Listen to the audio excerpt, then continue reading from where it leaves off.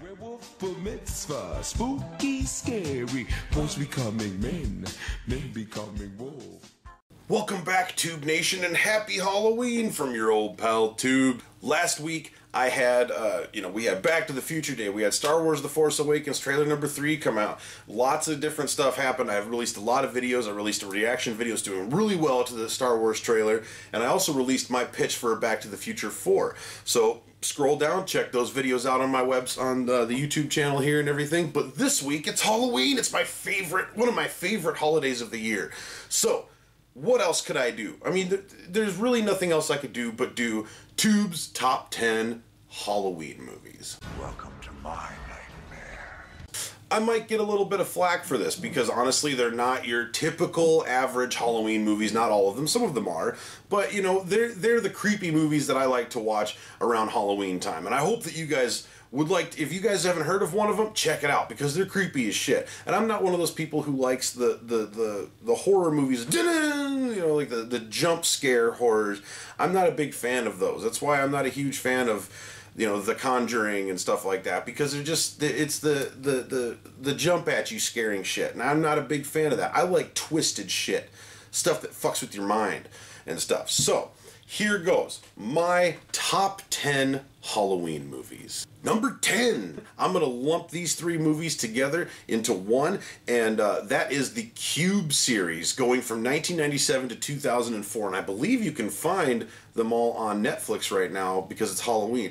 But this is a great little trilogy. I mean, they're really B movies and stuff like that, but they're really creepy and really cool, awesome special effects and stuff like that. What it is basically people wake up in a room, and then there's doors on all sides, top, bottom, all sides and everything like that, and they have to make their way through this maze of the same kind of rooms, and some of the rooms are booby-trapped. And so they have to come up with different ways as to how to get out of this place and everything, and I don't want to spoil anything, but it's a really good, I actually started with Cube Zero, which is the 3rd one, and I was just like blown away by this movie, about how awesome of a concept it was. So honestly, go check out the Cube series. It's an amazing little sci-fi horror trilogy. So have fun with that. Number 9, I gotta go with a movie that came out when I was a kid. You know, not really a kid, you know, probably like a teen, something like that. I was about 12 years old when it came out, but I Know What You Did Last Summer. And a lot of people just kind of forget that those 2 movies existed. The second one was okay, but the first one was really good. And in my teenage angst kind of years and stuff, it was a really good horror movie, kind of, fake off a Scream and stuff like that. But, the hook guy and everything, and plus the fact that Jennifer Love Hewitt was in it, and she was one of my childhood crushes. I absolutely adore Jennifer Love Hewitt and her boobs.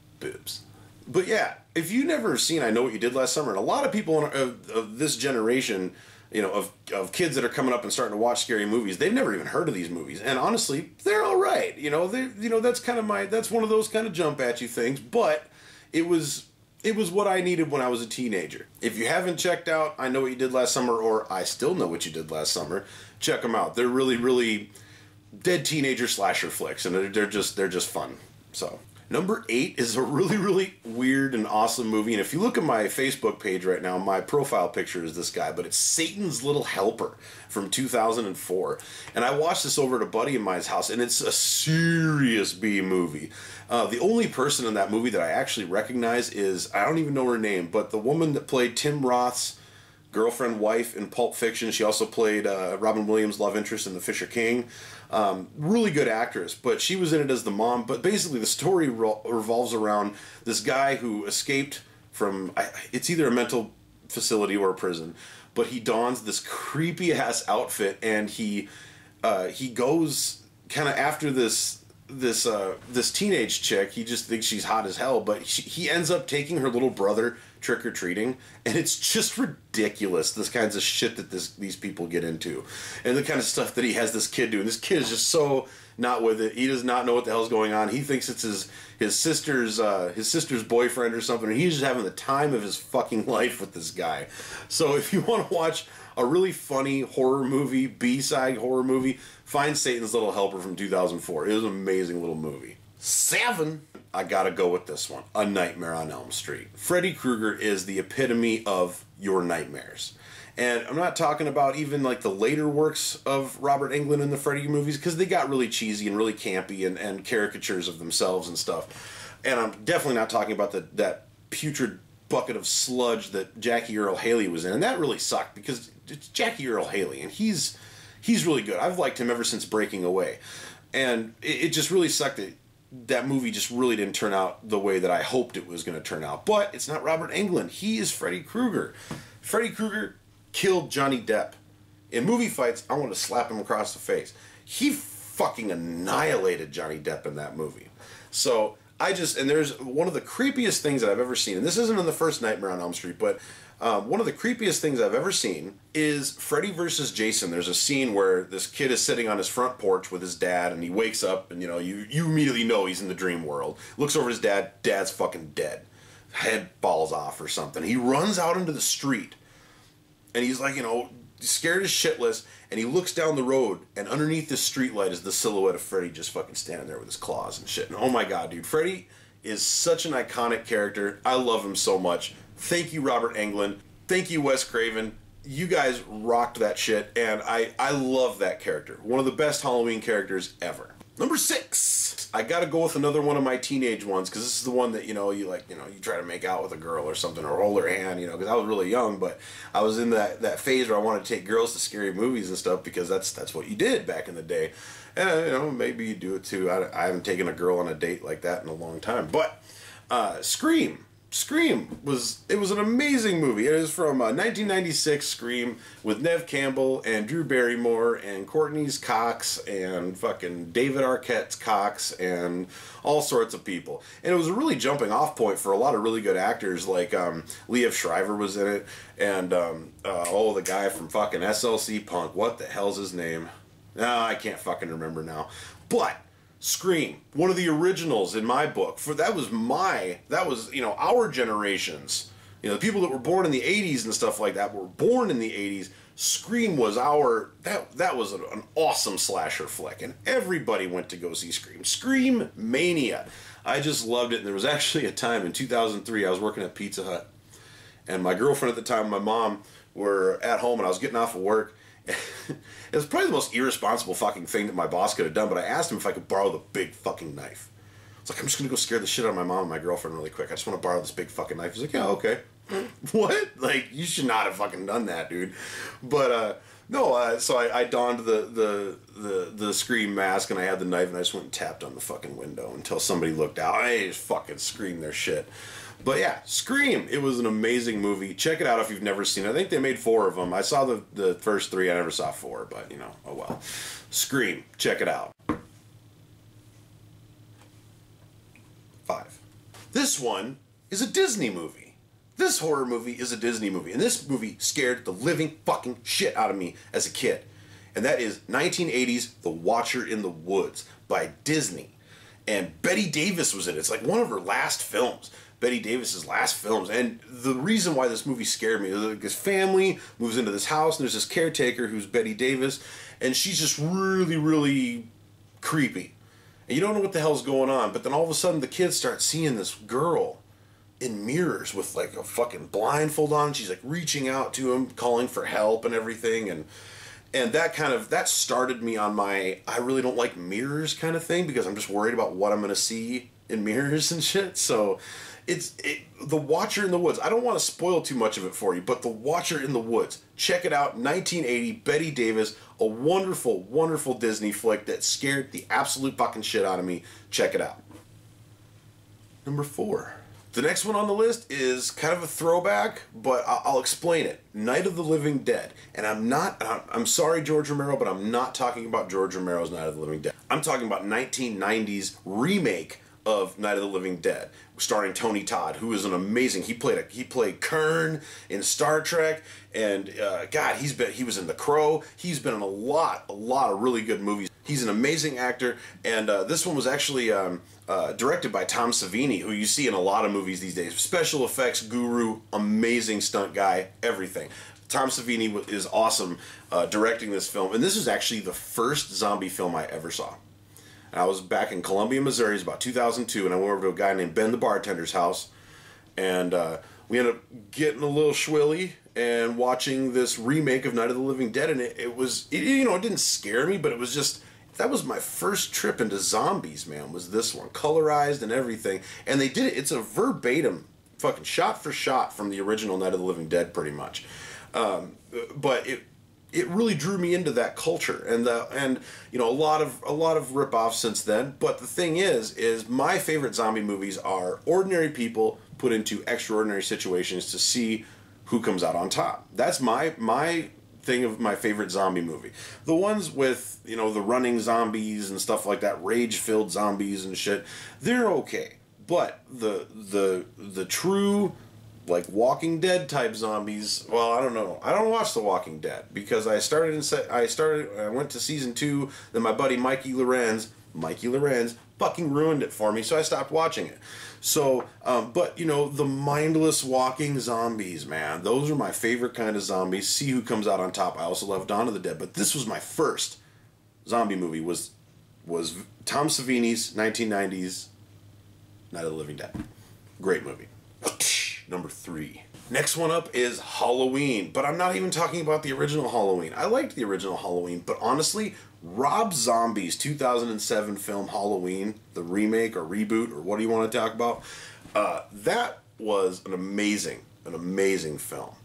I like films like that because, yes, it is a slasher film. Yes, there is some jumping out shit, but there is that whole first section of him, the whole first act is him in a mental institution from, like, age 9 all the way up until, like, 30 years old, and I like mental institution kind of movies, and I like stuff that brings that kind of shit to you and just shows the mental aspect of it all, and that really sold that movie on me. And when he came out of the mental institution after he killed Machete, it was anarchy, but it was appropriate for the second act of the movie or the third act of the movie.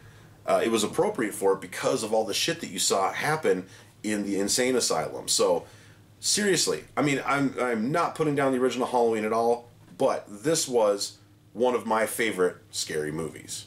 Check it out. Thank you, Rob Zombie. Number 2. Number 2 is another B-side movie, and it's a buddy of mine actually showed it to me, and it's a 2008 film called Otis. And it actually has Daniel Stern in it and Kevin Pollak in it and a couple of no-name actors and stuff. But it's about this serial killer named Otis who, lives by himself and everything. And he's a pizza delivery driver, but he moonlights as a serial killer who he kidnaps girls. He takes them down to his basement and he goes to the prom with them. And it's pretty creepy. It's a kind of a slapstick, kind of a dark comedy in the ways of serial killers and everything. And I don't want to give too much away, but like Kevin Pollak, is his older brother, and he's just an abusive fuck. And Daniel Stern actually plays the dad of one of the girls that gets kidnapped and everything. And it is a really good movie. I mean, honestly, if you've never seen Otis, check it out. Otis is a wonderful movie, and number 2 on my list. And the number 1 best Halloween movie, I watch this every single year. I don't watch it on Halloween. I watch it on October 30th. Devil's Night, which comes from 1994's The Crow, starring Brandon Lee. And I swear to God, man, I know that there's a lot of hoopla about The Crow. It's not as good as everybody thinks it is, and it's kind of one of those, so bad it's good movies or something like that. A lot of people give it a lot of shit. And, the sequels, I will give you that. The sequels all fucking sucked, especially one with Edward Furlong. But I just have to say that The Crow it takes place on, these people get murdered the night before their wedding, which is October 30th, Devil's Night, where these people, this big gang of top dollar thugs go out and they just start the fucking city on fire. Every single October 30th. Well, this particular year, they decide to fuck with the wrong guy. They kill him and his fucking wife. What happens? The Crow cannot let his body rest until he avenges his wife's death. And so he raises from the dead, pretty much zombie superhero, comes out and kills everybody. He kills everybody involved with that fucking gang, with a little help from Winston from the Ghostbusters, and a little girl who we never fucking saw her again. but it's a really great movie. The score is amazing.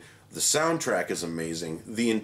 Honestly, one of the best explosions in any movie history is when he walks out of Gideon's pawn shop and he holds up that sawed-off shotgun and fucking blows those rings. Man, he just... You're nothing but street grease, you hear? Street grease, you motherfucker! Is that gasoline I smell? No, man. No! No!